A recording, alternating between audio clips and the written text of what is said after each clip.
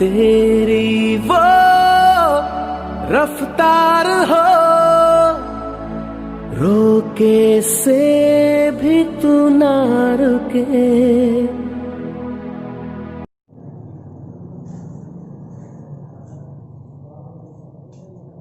Hello friends, welcome to success point academy. तर मित्रांनो, आज आपण शिकणार आहे पण काही आपण थेरम पाहणार आहे आणि स्टेटमेंट आणि ऍप्लिकेशन. ठीक आहे, पहा आता. तर फर्स्ट थेरम आहे theorem of isosceles triangle, isosceles triangle theorem. ठीक आहे, तर पहा याच्यामध्ये काय माहिती का, स्टेटमेंट पहा. If two side of triangle are congruent then the angles opposite to them are congruent. म्हणजे काय, सगळ्यात पहिले आपल्याला काय माहित पाहिजे, आयसोस्केलेस ट्रायंगल म्हणजे काय. सर्वप्रथम आपल्याला आयसोस्केलेस ट्रायंगल म्हणजे काय हे माहित पाहिजे. तर आयसोस्केलेस ट्रायंगल म्हणजे काय, a triangle in which two sides are congruent. ज्या ट्रायंगल मध्ये दोन साइड कॉन्ग्रुएंट असतात त्याला आयसोस्केलेस ट्रायंगल म्हणतात. हे पहा, हा P Q आणि R आहे. ठीक आहे, हा आयसोस्केलेस ट्रायंगल म्हणू शकतो. का बरं, कारण की हे दोन साइड इक्वल आहेत. ठीक आहे, याचा मेजर जेवढा असेल, समजा हा 7 सेंटीमीटर असेल, हा पण 7 सेंटीमीटर. ठीक आहे, ह्या वाटीवर काही असू शकते 8 सेंटीमीटर. हे दोन साइड जे आहेत ते कॉन्ग्रुएंट आहेत म्हणजे लावण्याचा आहे आयसोस्केलेस ट्रायंगल. ठीक आहे, आयसोस्केलेस ट्रायंगल हा the tick mark indicate the congruent side. आता यावर पहा, if two sides of triangle are congruent, दोन साइड कॉन्ग्रुएंट असेल तर then the angles opposite to them are congruent. म्हणजे अपोजिट अँगल जे असणार ते पण काय असणार, कॉन्ग्रुएंट असणार. जसं याच्या अपोजिट काय आहे, याच्या अपोजिट कोणता अँगल आहे, हा वाला. आणि याच्या अपोजिट कोणता अँगल आहे, हा वाला. हे दोन अँगल जे आहे हे कॉन्ग्रुएंट असणार, म्हणजे याचं मेजर सेम असणार. ठीक आहे, समजा 30 असू शकते, 40 असू शकते. ठीक आहे, 60 असू शकते. ठीक आहे, व्हॉटएव्हर जे असेल ते, पण हे दोन अँगल काय असणार, कॉन्ग्रुएंट असणार. दोन अँगल कॉन्ग्रुएंट असणारच. ठीक आहे, तर हे झालं काय या स्टेटमेंटनुसार. याला म्हणायचं आयसोस्केलेस triangle. if two sides of triangle are congruent then angles opposite to them are congruent. याला ऑपोजिट अँगल काय असणार, कॉन्ग्रुएंट असणार. आता याचा कन्वर्स काय म्हणते पहा. कन्वर्स म्हणजे व्याप्ती असते का. ठीक आहे, कन्वर्स म्हणजे काय म्हणते पहा, लक्षात द्या.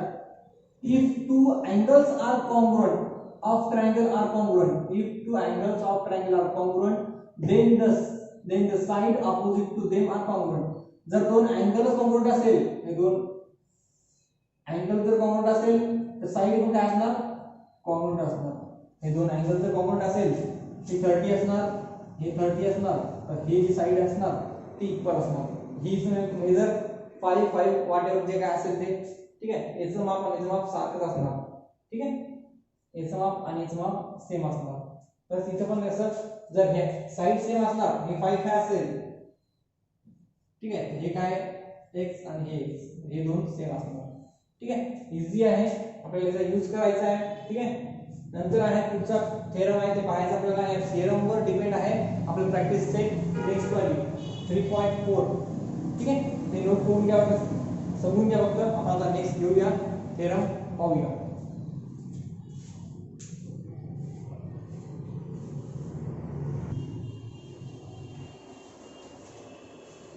सो फ्रेंड्स, बघा आता नेक्स्ट थेरम पाहायचं आपल्याला. इथे स्टेटमेंट पाहायचा आणि यूज पाहायचा. पहा, ऍप्लिकेशन पाहायचं आपल्याला. पहा, 30, 60, 90 थेरम आणि 40/40 90 थेरम. हे दोन्ही थेरम जे आहे तुमचा 10th क्लासच्या हिशोबाने आपल्याला ही महत्वाचे आहे. ठीक आहे, 10th क्लास साठी पण तुम्हाला यूज आहे. ठीक आहे, पहा आता याच्यामध्ये प्रूफ जे आहे तुम्हाला 10th क्लास मध्ये आहे. ठीक आहे, आता आपण याचं ऍप्लिकेशन पाहूया फक्त. स्टेटमेंट पहा, if the acute angles of right angle triangle are 30 and 60. ठीक है, then the length of side opposite to 30-degree angle is half of hypotenuse and the length of side opposite to 60-degree is √3/2 times of hypotenuse. This property is called 30-60-90 theorem. Easy आहे. पहा आता काय याच्यामध्ये, हा एक समजा आपण right angle triangle घेतला.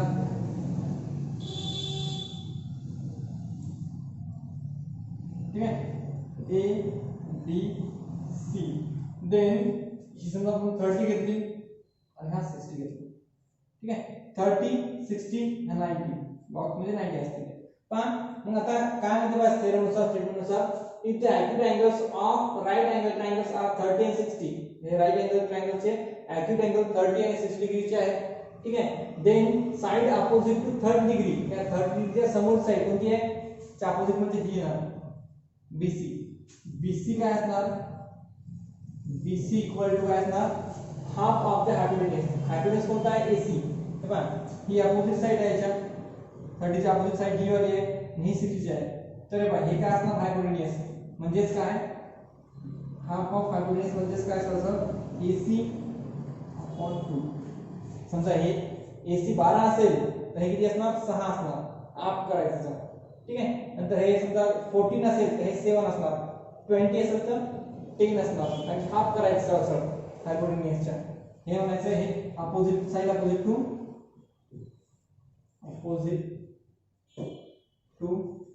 30 डिग्री. ठीक आहे. आता साइड अपोजिट टू 60 डिग्री साठी काय बघा length of the side opposite to 60 degree is √3/2 times of hypotenuse. इथे 60 च्या अपोजिट कोणती साइड आहे AB आहे. AB काय असणार √3/2 टाइम्स म्हणजे मल्टिप्लिकेशन ऑफ हायपोटेन्यूज. ठीक आहे. हायपोटेन्यूज कोणता आहे यामध्ये √3/2 इंटू AC. ठीक आहे.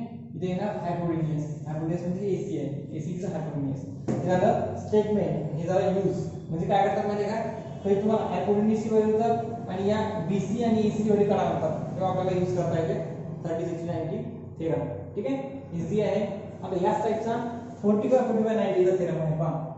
45/45 मध्ये काय if the acute angles of right angle triangle are 45/45 then the length of the each side containing right angle is hypotenuse upon √2. This is property is called 45/45 theorem. पण आता हा एक हायपोटेन्यूज हा एक आपण पाहूया. आता एक ट्रायंगल घेऊया आपण राईट अँगल ट्रायंगल.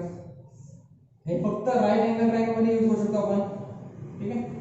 याला P Q आणि R घेतला. ठीक आहे. हे 45 आहे हे 45 आहे म्हणजे ही साइड आणि ही साइड इक्वल असणार. आपण आता शिकलो 40च्या थेरम मध्ये जर दोन अँगल कॉन्ग्रुएंट असेल तर याच्या अपोजिट साइड पण काय असणार कॉन्ग्रुएंट आहे. दोन्ही अँगल कॉन्ग्रुएंट आहे म्हणजे याच्या अपोजिट साइड कशी असणार कॉन्ग्रुएंट. आता आपण शिकलो. ठीक आहे.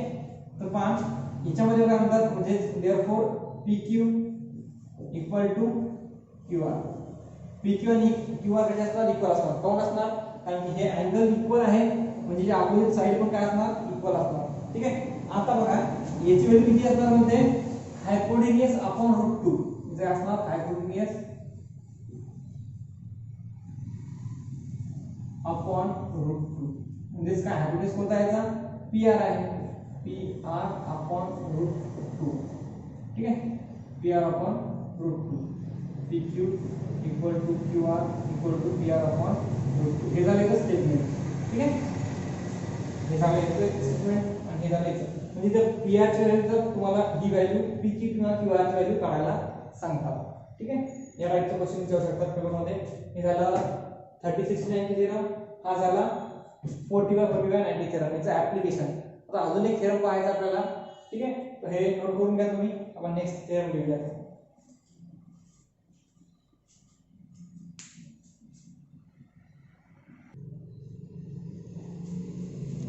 तर बघा आता एक नेक्स्ट म्हणजे आता 5th नंबरचा आपण जवळपास 4 थेरम पाहिले आता म्हणता या लेक्चर मध्ये.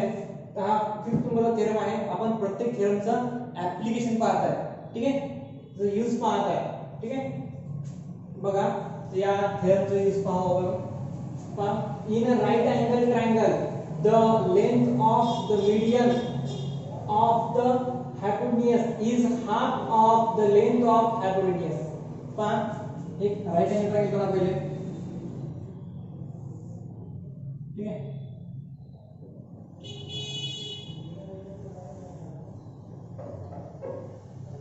त्याच्यामध्ये समजा आपण हे मीडियन काढली ती या मीडियनचं लेंथ जे असणार आहे ते काय असणार आहे समजा हे P Q R आहे आणि हे इथं घेऊ आपण A. ठीक आहे. P Q R A is median, हे मीडियन आहे, ठीक आहे. दोन इक्वल पार्ट करणार ही मीडियन जी असते ती अपोजिट साइड दोन इक्वल मध्ये पार्ट करते, ठीक आहे. तर ही मीडियन असणार ए क्यू, ए क्यू हे पहा त्यामध्ये काय येणार triangle P Q R is right angle triangle,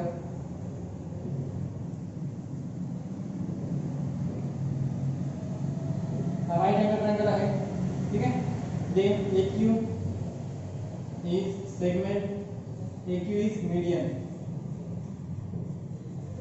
then we can say that जर राइट एंगल ट्रायंगल हे मीडियन असेल तर आपण म्हणू शकतो की AQ किंवा the length of the median of hypotenuse is half of the length of hypotenuse. म्हणजे काय जे हायपोटेन्यूस वर मीडियन असणार ती काय असणार हाफ असणार, म्हणजे AQ equal to half of hypotenuse, hypotenuse upon 2, ठीक आहे. अपॉन 2 म्हणजे काय AC PR अपॉन AQ ची व्हॅल्यू किती येणार, AQ ची व्हॅल्यू या PR च्या हाफ असणार, ठीक आहे. PR च्या हाफ असणार, ठीक आहे. आता ही जी PR AQ ची व्हॅल्यू आहे या PR च्या हाफ असणार. जर PR 10 असेल तर AQ किती असणार 5 असणार. हे PR 20 असेल तर हे 10 असणार, ठीक आहे. जर हे 16 असेल तर हे किती असणार 8 असणार. ते हाफ करायचं आहे. हे मीडियनची, हे मीडियनची व्हॅल्यू झाली मीडियन, ठीक आहे. AQ is median. हे झालं स्टेटमेंट, ठीक आहे. आता आपल्याला याचं काय करायचं, आता आपण जवळपास 5 थेरम पाहिले आहे. तर आता आपण काय करायचं प्रॅक्टिस सेट चालू करायचं आहे. Practice set 3.3. ओके, आपण प्रॅक्टिस सेट घेऊया. आपण क्वेश्चन नंबर 1 घेऊया. नोट करून घ्या तुम्ही पण.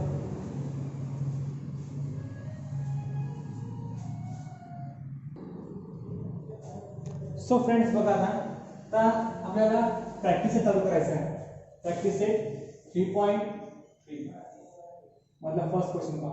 थेरम पाहिला आपण, यूज पाहिला, त्यावरचे प्रॉब्लेम पाहायचे आपल्याला. पहा सोल्यूशन मध्ये find the value of x and y. x and y ची आपल्याला व्हॅल्यू करायची आहे using information shown in figure. या फिगर मध्ये इन्फॉर्मेशन दिलेली आहे ABD, ABB आणि ACD हे फाइंड करायचं आहे. बघा कसं करायचं आपण लक्ष द्या. पहिले आपण x and y ची व्हॅल्यू काढून घेऊ. पहा in triangle ABC and side segment AB किंवा side AB congruent side काय दिलं आपल्याला AC. पहा ही साइड जी आहे या साइड सोबत कॉन्ग्रुएंट आहे आणि डबल टिक मार्क आहे म्हणजे कॉन्ग्रुएंट आहे, ठीक आहे. हे जर दोन कॉन्ग्रुएंट असेल त्याचे अँगल पण काय असणार congruent. therefore angle X angle ABC congruent angle ACB कसं काय करायचं कारण काय side opposite to congruent triangle. Angle opposite to side congruent side are congruent, ठीक आहे. किंवा जर साइड इक्वल असेल कॉन्ग्रुएंट असेल तर अपोजिट अँगल मध्ये असणार congruent. By isosceles triangle theorem, ठीक आहे. By isosceles triangle theorem.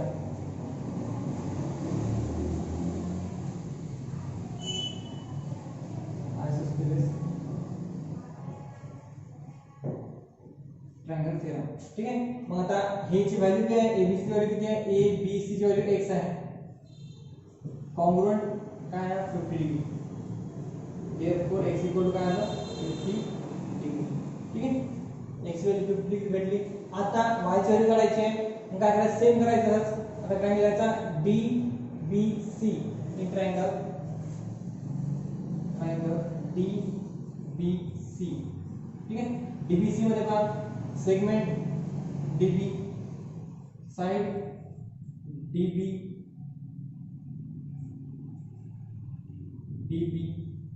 Congruent side कोणते ना DC, ठीक आहे. डीबी आणि डीसी काय आहे कॉन्ग्रुएंट आहे म्हणजेच काय देयरफॉर या समोरचे अँगल जे आहे ते पण काय असणार म्हणजे DBC angle DBC congruent angle DCB याची व्हॅल्यू किती आहे याची व्हॅल्यू आहे 60 ठीक आहे याची व्हॅल्यू किती आहे y therefore y equal to 60 ठीक है ये बात दिया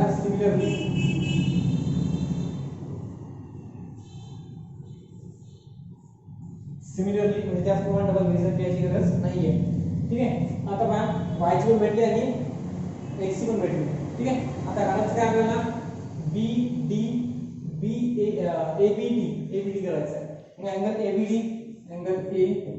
b d measure of angle a b d equal to काय ना हे a b d आपल्याला माहिती आहे x ची व्हॅल्यू किती आहे 50 आहे मग दोघांचे काय करायचं ऍडिशन म्हणजे काय a b c plus d b c a b c angle a major of angle a b c plus measure of angle d b c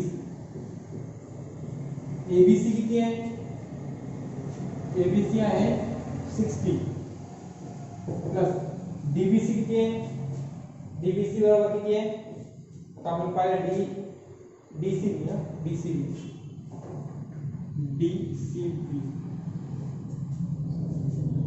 ABC आणि DBC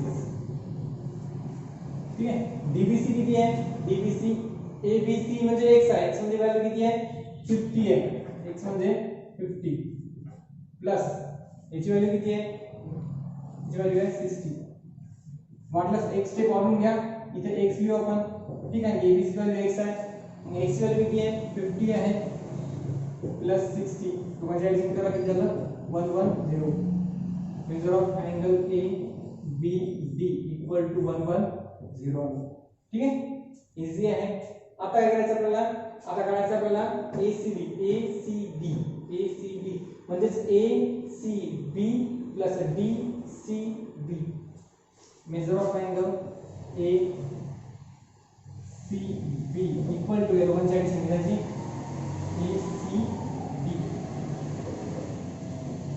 ACB ना AC डिफाइन करायचा बघा AC डिफाइन करायचा म्हणजेच ACB measure of angle ACB plus measure of angle DCB measure of angle DCB पहा किती येणार ACB ची व्हॅल्यू किती आहे 50 आहे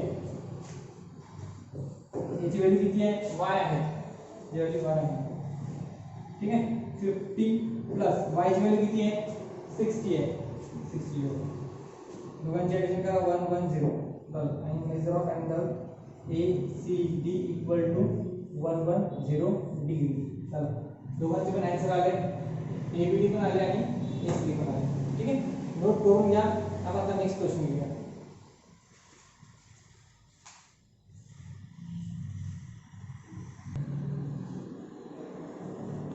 सो फ्रेंड्स आता बघा नेक्स्ट क्वेश्चन नंबर 2 पहा the length of hypotenuse of a right angle triangle is 15 then find the length of the median of its hypotenuse question पहा क्वेश्चन काय समजून घ्या तुम्हाला मी हा एक राइट एंगल ट्रायंगल आता शिकलो आपण थेरम पहा हा राइट एंगल ट्रायंगल आहे सपोज नाव द्या म्हणतो पण फक्त समज आयडिया बरं हा राइट एंगल ट्रायंगल ही मीडियन आहे ठीक आहे ही काय असणार याचा हाफ असणार म्हणजे पहा हे जे हायपोटेन्यूस आहे हे मीडियन आहे इक्वल दोन पार्ट करणार आता आपण थेरम शिकलो जस्ट ठीक आहे त्या थेरमवर डिपेंड आहे ठीक आहे तो पहा एक स्टेटमेंट लिहू आपण we know that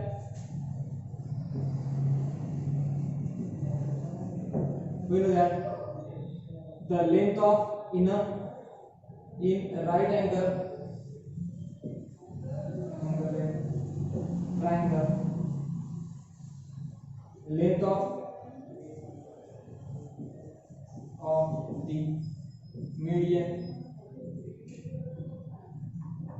the median of the hypotenuse is the length of half of the hypotenuse is the length of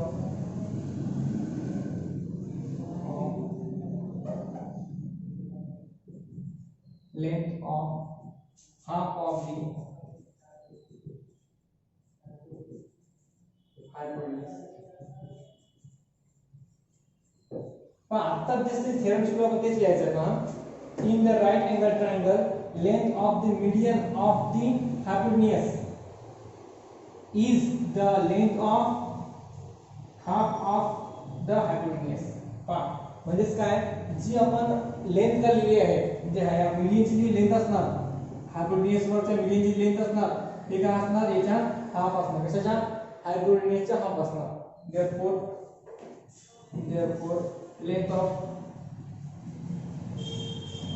therefore find the length of median of the hypotenuse. Length of median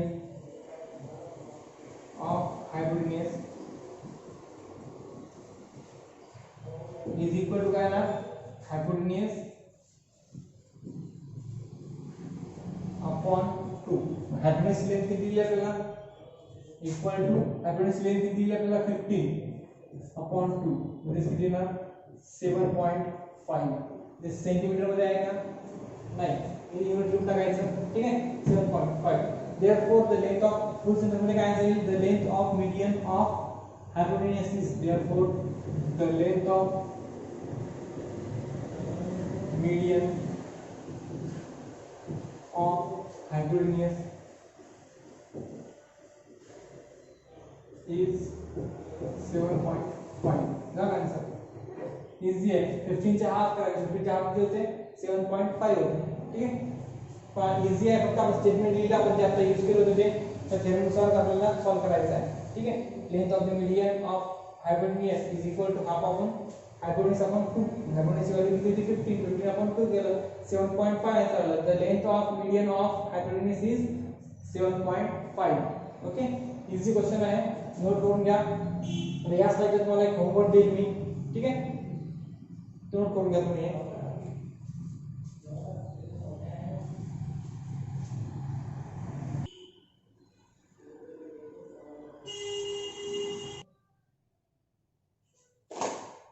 so friends बघा या टाइपचा मी तुम्हाला homework देणार आहे same question फक्त हा जी value 15 आहे ती value मी काहीतरी वेगळी टाकेल समजा 28 ठीक आहे सेंटीमीटर टाकेल ठीक आहे.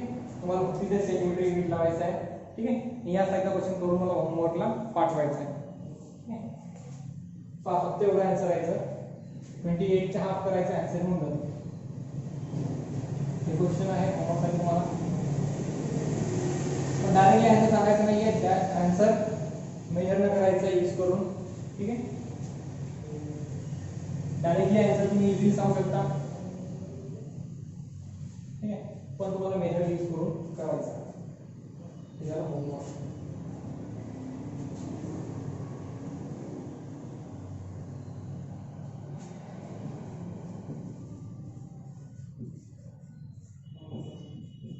होमवर्क सॉल्व करायचा आहे आणि मला व्हॉट्सअपला पाठवायचा आहे. ओके फ्रेंड्स होमवर्क करा आणि सॉल्व करून मला व्हॉट्सअपला पाठवा. Okay thank you.